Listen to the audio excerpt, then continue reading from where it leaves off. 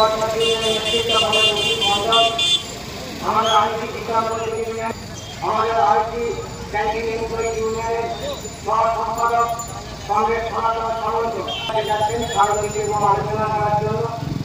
এখন বক্তব্য রাখার জন্য আমাদের মাঝে আমার সিআইটি পূর্ব মেদিনীপুর জেলা সম্পাদক মন্ডলী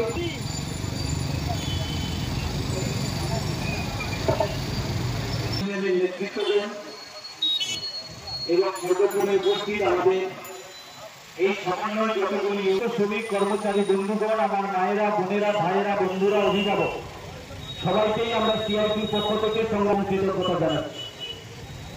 ইতিমধ্যে নেতৃত্বরা আপনাদের কাছে ম্যানেজমেন্টের কাছে আজকের যে দাবি সনদ আমাদের উত্থাপন হবে সেই সংক্রান্ত বিষয়।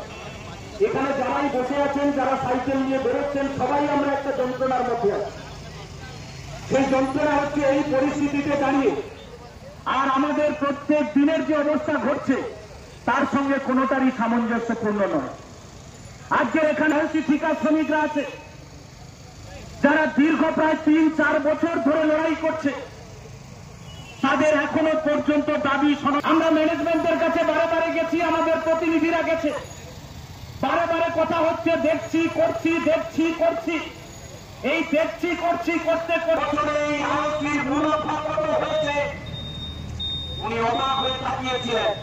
সবকিছু পাচ্ছে, কিন্তু এই যে যদি সমস্যা হয় তাহলে কেউ রোজার কমিশনে যাবে, কেউ বিএনসিতে যেতে পারে, কেউ আলোচিতে যেতে পারে, কিন্তু তৃণমূল বলছে কি না তোমার সমস্যা হলে ওসির কাছে বিচারগুলোকে কেড়ে নেওয়া, ইউনিয়ন করবার অধিকার থেকে যেভাবে কেড়ে নিতে চাইছে অবশ্যই এখানে কৃষি ভারতীয় অধিকারকে লাগু করতে চাইছে।